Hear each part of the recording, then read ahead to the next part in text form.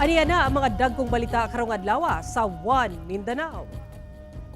Patayng lawas sa duha ka piloto sa nahagsa nga Philippine Air Force FA-50 fighter jet na recover na gikan sa crash site ug gidala na sa punerarya sa Cagayan de Oro City.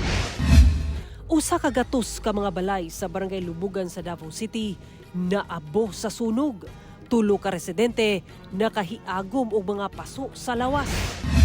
Pagpangulata sa grupo sa mga batanong estudyante sa usa ka lalaking estudyante sa Davao City sa pool sa CCTV.